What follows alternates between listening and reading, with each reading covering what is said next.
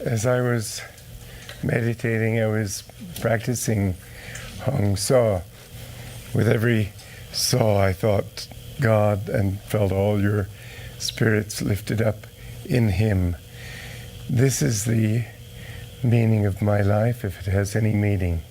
The things that I've done, I don't think they're very important, except to the extent that they may have helped people individually in their love for God. That's all that matters. It's interesting as I look back,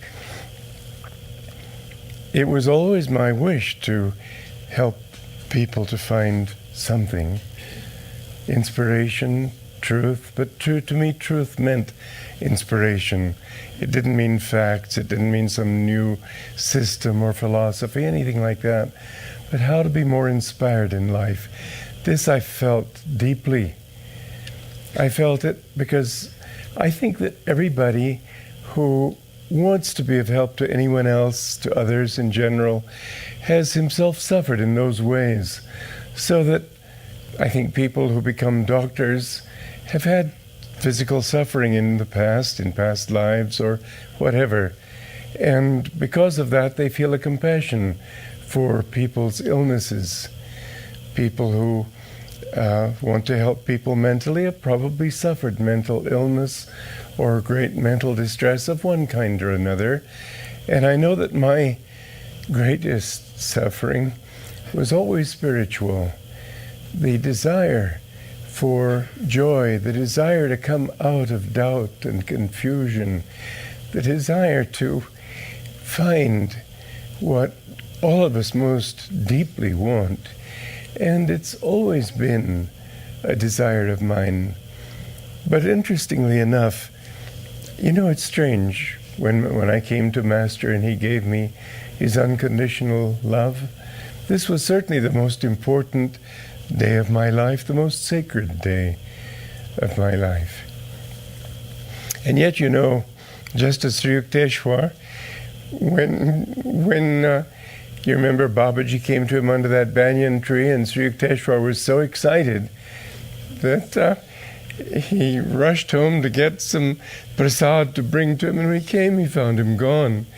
And when he saw Lahiri Mahasaya in Benares at the home of, when he saw Lahiri Mahasaya said, "Didn't you see Babaji?" And he hadn't seen him. And Babaji said, "You must meditate more deeply. You weren't able to see me behind the sunbeams." Babaji's body is not like ours. But interestingly, Sri Yukteswar was a bit hurt. He didn't want to even talk to him. And he said, "Why did you leave me when I went to get you some prasad?" Babaji said, I was fairly extinguished in the ether by your restlessness." Well, that's really how it was with Master when I met him. I was so desirous of being accepted. I just in my mind, I said, you've got to. I just couldn't think of anything else, that you had to accept me. And I know when he touched me, you hear about all these wonderful experiences people have when they meet their guru. Well, he put his finger on my heart, and it vibrated like that for about 2 minutes, I think. You have to think there was something happening. Oh, God, I don't feel anything. But from that moment I changed. Really, I was a different person. It's strange because, yes, I came to him deeply desirous, deeply just yearning to be accepted. But the other side of me was that I had never wanted a teacher.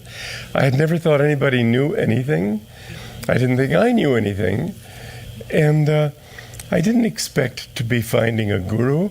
A week before I met Master, I'd never heard the word guru. I'd never heard the word yoga. I'd never heard the words karma or dharma or all sorts of things that are common currency today. I didn't know any of these things. I read Autobiography of a Yogi. That was my introduction. I took the next bus across the country, and the first words I said to Master were, "I want to be your disciple." Catherine asked me yesterday, I've been working very hard on my writing because I want to finish it before I go back to Italy and before the trial begins, and I've got to put my mind there. And so I took a break yesterday. I went down to see the doctor in Auburn. And anyway, Peter and Catherine and I were in a restaurant, and Catherine asked me, were you already determined to speak those words to Master that you first spoke when you met him? Because the first words I ever said were, I want to be your disciple. I said, I don't really know. I just knew this is what I had to do. And I suppose the words formed themselves. I can't say, I don't know. But I do know that from the moment I met him, possibly before that, because I had complete trust. I mean, mind you, here was somebody who had had no exposure to anything, who didn't believe in miracles. Page 8 of the autobiography, somebody is materializing in a wheat field. This one I got to put on a shelf. That one I got to put on a shelf. I had to put an awful lot of things on the shelf. I was so completely transfixed by his spirit, so full of love, so humble, so truthful, so genuine, so mine. I can't put it differently. And so always, Boone was he was very eclectic. He read everything. And I was just totally gaga over all this stuff. I'd never heard any of his stuff. And he talked about all sorts of things, and I thought, yeah. My jaw kept dropping further and further. But if it seemed impossible, I always said, did Master say that? If he said no, I forgot about it. If he said yes, okay. Whatever Master said, that was right. I've never had any change of heart. I've had doubts, yes, because I was very intellectual. I'm, you might say, at heart an editor and a writer. I always weigh each word. Is it the best word? Could I find another? And so on. But I have to say that I never doubted that he was my guru. I never doubted our relationship. It's always been my reality. Now, I don't want to pass on to you what I've done. It's been particular. I don't expect all of you to think, well, I've got to be a composer. Swami composed music. Well, I don't know. One note from another, I got to try. No, I don't expect you to do anything that I've done. If you feel in tune with that, fine. But that's not what I was feeling when I was meditating here and feeling your spirit. I was feeling you, each individual in your relationship to God. That's what matters to me. People sometimes say, well, what does Swami want? I don't want anything. Honestly, I don't want anything unless I can bring you closer to Master and closer to God. This, yes. Master saw that in me from the very beginning. He didn't discipline me as he usually does, or did, talking about their particular things. Always it was directed toward how I could help other people. I fell into a mood one time, and he didn't say, now, no more moods because you aren't happy when you have moods. He said, no more moods now, otherwise how will you help people? That was always his thrust. So evidently, that was what he saw that I had to do. He didn't talk to me about my relationship with the organization. He talked to me about my relationship with people and sharing God with people. And this has been my life thirst, you might say. But I think that the essence of discipleship, I know that the essence of discipleship is, I don't need to say I think, I know it, is to get yourself out of the way. We're so unimportant in the general scheme of things. You look at these billions of people in the world. Who are we? I think one of the things that has helped me has been that I simply don't take myself seriously. I'd say that perhaps one of the most insistent things Master kept grilling into me was to take myself more seriously. Not me, but my position, my what I had to do. Yes, he wanted me to take myself seriously that way, and I never have been able to. I'm sorry, it's just a weakness of mine. I know that when I asked Master, he called me Walter, everybody else called me Don. I said, Master, would you like the disciples, the others, to call me Walter or Don?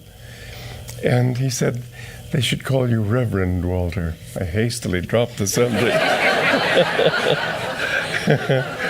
That wasn't what I wanted.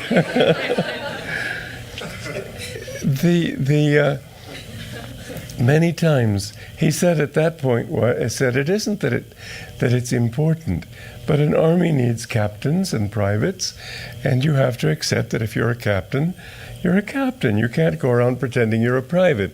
One of my great problems has been that I've wanted to be a private, and I've had to sort of adjust to this fact. But it nonetheless has not really meant anything to me, because I do see that there isn't anything that I have ever been able to do that he didn't do through me. It's a very interesting thing. But if there's anything I want to share with you, it's that. To be a disciple means to not put yourself forward, but to try to be a channel of his light, his understanding.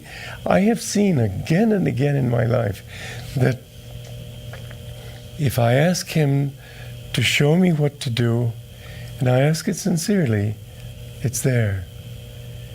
He's living right now. It's not that he lived and died 51 years ago. No. He's alive right now. We need to bring him into everything that we do. And I'm only here as a means of helping you to remember that fact. If I weren't here, it's something that happened a long time ago. It's harder to remember. Without going to people who knew it, it becomes history. But I want you all to make it alive. After I'm gone, you can keep it alive. Because it's through that. Never make him a museum. Never make him history. Make him alive, living in your own life. Because the more that you can feel that he is doing it. When Rajarshi spoke to me, he said to me, Master has a great work to do through you, Walter, and he will give you the strength to do it. And I've seen that's exactly what's happened. That in incredible ways, miracles have happened. Energy has come. People have come. You know, when we were building this building here, I meditated to think of the shape of the building, and this came to me. The one thing I don't like is the windows. I've wished that they could go up, but I know that to follow the line of the roof, but someday we'll get that. Anyway, the boys who were working on this, they couldn't figure out how to do that roof. And Don Sargent was in charge, the foreman at that time, and he studied all the books he could find. None of them gave him an answer. Finally, the day came when they had done everything. They couldn't go any further until they knew how to do the roof. So they got it outside there, sat down on the ground, meditated, and then they got up to leave. Just as they were leaving, a car drove up, and a man got out, Don Bon Darnell. Some of you remember him. He said, I've come all the way from Santa Barbara today. I just felt that I had to come. He said, I'm a builder. Is there anything I can do to help you? Well, Don Sargent said, yeah, there is, as a matter of fact. He said, we've got this problem and we don't know how to attack it. And Bon Darnell said, it's amazing. I'm probably the only builder in California who knows the particular technique you need to make that roof. And that's how we made this roof. But how many times I have seen that when the need was there, the technique, the knowledge, the blessings, the everything. It's just always been there. Doesn't mean it's been easy. But I look back over my life and I think you'd say I've had a few tests. It's been an easy life. It's been an absolute gas. It's been wonderful because, sure, I've had my, it looked as if I was about to be butchered. But then who cares? It's not my life anyway. And always something comes in to save the day. Something comes in to make it happen. And I'd have to say that, yes, it's true. Master needs instruments. I don't want you to think it would be a mistake. I used to say this, but it's a disservice to you to say it. That, well, I didn't have to do anything. Master did it all. It doesn't work that way. I know that I've had to put out a great deal of energy, all the strength I had to put out. But when I did, then something happened, and I found that energy coming. You will see that if you really determine to be instruments of the Masters of God, then they will give you the strength. They will always show you in one way or another. But the absolute willingness has to be there. And the other side of this has to be no thought of self. Now, mind you, it's a difficult balance, isn't it? Because you can't do anything if you don't think I'm doing it. And then how are you going to do it and not think you're doing it? It's not easy. You've got to learn that trick. In other words, you've got to use His power, His intelligence, His wisdom, His energy. That's why we practice the energization exercises. I've often said that they are really the cornerstone of Master's teaching. Because when you do the energization, you feel that energy coming in. That energy is coming in from the infinite and filling your body with an energy that you can feel. And it makes you feel great. That energy is something you have to draw by your willpower. And what is willpower? Desire plus energy directed toward fulfillment. There can't be desire without the thought of I, but an I offered up to God. You have to say, I am doing this for you, and I don't want to enter into it except to the extent that you give me that power, that you give me that understanding. It's a very tricky thing because it's so easy to think I'm doing it. It's very important to say, yes, I'm doing it for you, but even that can become a presumption. So it has to be done with the thought that you're doing it through me for you. How do you get that one across? I spent 54 years trying. I don't know how to say it. I know it works. That's all I can say. That if I really, and I have to say this is the truth, and I've always felt this way, I just don't matter. But I know when when I first came to his Sunday service, Bernard spoke the first Sunday, then Master spoke the next. It was 2 weeks after I met Master, which was on a Sunday. And Master said, and Walter came all the way from New York. Walter? Who was Walter? I looked around me. I saw that nobody was standing. He told me to stand up. I was looking at me. I said, okay, well, I've always felt that way, sort of, who, me? But you've got to accept, and this is what Master kept drilling into my head. You've got to accept that God wants to use you, not with your presumption, but with the thought that, okay, this is a secret. This is something that has to be done. When he put me in charge of the monks, I didn't think I want to organize the monks. They'd never been organized before. But I saw this needs to be done. And so I said, okay, if nobody else will do it, I will do it. And in that spirit, I did it. And many times I used to think, well, it's got to be done. And I'd wait for somebody to do it. Nobody did. So I thought, well, heaven's sake, if it's got to be done, I'll do it. And with that spirit, I've done it. Always willing and eager for somebody else to do it first. But if it didn't happen, never did I push myself forward, but I didn't see many people doing it. You know, hundreds of people must have heard Master at that lecture in Beverly Hills. Hundreds.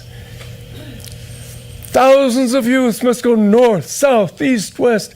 I am sowing these thoughts in the ether, and my word shall not die. That was a powerful lecture. I have never in my life heard such a powerful lecture. I looked around me. Everybody thought, oh yeah, nice. I asked Dayamata, frankly, I'm not interested. What could I do? Somebody's got to do it, and I'd always wanted to, I have to admit. Because at the age of 15, I already dreamed of starting a community. But I still thought, if somebody else can do it, go ahead. I'm the only person in that whole crowd that said, okay, and I did vow I'd do my best. Do my best meant maybe dig holes for an outhouse. I didn't know, but I wanted to do something. And it turned out that I had to do it. Who, me? Well, I had to. But finally, you'll see that if God does want you to do something, He'll nudge you along. And one of His ways of nudging has been very often through a lot of suffering. But I've been grateful for that suffering. I couldn't have done it, for example, if I'd remained in SRF. They had to misunderstand what I was doing. They couldn't understand that my reason for working in India was the thought that, God's sakes, 40 years and nobody's done anything. This has to be done. Master's not known here. We've got to do something. So I tried to do it. You want to set yourself up as the new guru? I could not appreciate, relate to, understand that kind of judgment. It just made no sense to me. But it was necessary to get me out so that I'd do what I had to do. Master told me that my work in this life was writing. Well, could any of my books been published by SRF? They couldn't even get Master's books out. I had to be on my own. Then I thought, well, I don't want to at all rival anything they're doing. I don't want to conflict with it. Well, they told me, Daya said herself, frankly, I'm not interested. Okay, they don't want to start communities. Okay, I'll start a community. It had already been a deep-seated thought in my mind, but I took that as my guideline. So many things I've done just because they weren't doing it. And it turns out that more and more they weren't doing, and we're doing more and more. But never with the thought, as they believe, that we're showing them up. No. These were gaps they needed doing. And Ananda has that spirit. This is a great mission. We want to bring it to people. And I'm so grateful that I've sowed that thought in many of your hearts. I want you to know that I don't at all feel that all of you should do it to be true disciples. Everything comes back to loving God. There's so many ways of loving God. You know, I really wanted to be a hermit. I still have a strong wish to be a hermit. I've just had to accept that isn't my life. But to be a hermit, to be out with people, to be in crowds. Somebody said, well, do you like living in Italy? I said, I don't care what I like. I could live in Harlem if that's where Master told me to go. The important thing to me is, where does God want me? But Master said, maybe I will send you to Europe. There, we were talking of Germany, but I think he meant Europe because I grew up there. And so he talked of that. He seemed to want that. But again, it was a long time before I finally accepted that he was really behind it. Almost everything I've done has not been kicking and screaming with reluctance. No, I don't mean that. But I've wanted to be sure. I've wanted to know that it was really what His will was. And His will for many of you will not be serving necessarily in this way. Don't worry about it. The important thing is that you love God, and that you love God in the way He wants to love Himself through you. Each person has his own particular song to sing. I'm grateful for the opportunity that I've been given in this life to do many things, partly because it sort of cleared up an awful lot of incarnations. I never knew I wanted to be a composer, but I must have wanted to at some point or other. So many things have happened that I'm grateful because they finished up samskars. But what does it all mean to me? Honestly, I'm fed up with this planet, frankly. I don't want to come back here for nothing. If God says you've got to go back and help people, okay. No other reason that I can imagine. Because this place, frankly, is a dump.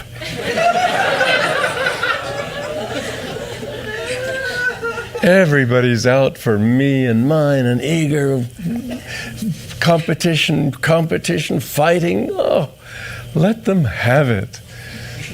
But the other side is that if a few people, and thank God that there have been so many thousands of people whose lives have been touched, I can't tell you how grateful I am every day for all of you. To me, discipleship means that we are all brothers and sisters in that one great light. You know, it's not Master. Master never said, I am the Guru. Master never said, you are my disciples. He said, God is the Guru. You are God's disciples. And this is how we need to be. I don't ever want to see Ananda become Yogananda-ism.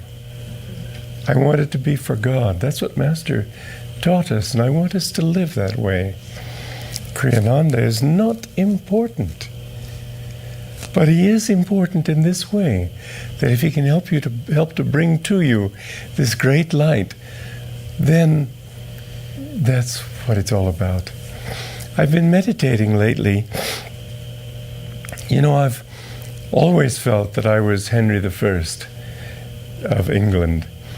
And so I've sort of meditated on his life. It's an interesting thing to contemplate because there are lots of parallels between the two. But it's very interesting to see, in studying his life, how he was considered at his time the foremost king of Western Europe. And what do kings do? Well, the first thing they do is go out and find out how much territory they can grab, isn't it? An interesting thing about Henry was that he never was interested in that. He only was interested in reclaiming land that his father had gained that was lost. He wanted that back. He didn't want anything more. He could have attacked the King of France. He could have possibly taken France. The King of France was a bit of a dunderhead. He could have gone all over the place. He didn't want it. He just wanted that one thing. And I've often, it's interesting because Henry I is probably the least known of English monarchs. Basically because he wasn't a flamboyant character. He didn't go out and conquer. He didn't want to do this. He didn't want to do that. But he established England in the pattern that has endured ever since, with the necessary changes of history. But nonetheless, he's the one who founded England. William conquered it. Henry founded it. This has been my interest, to do what I can to help make Master's work solid. He couldn't do it himself. He had to, and it's interesting when you contemplate these things, he had to imprint his vibration in the West. That was no small thing.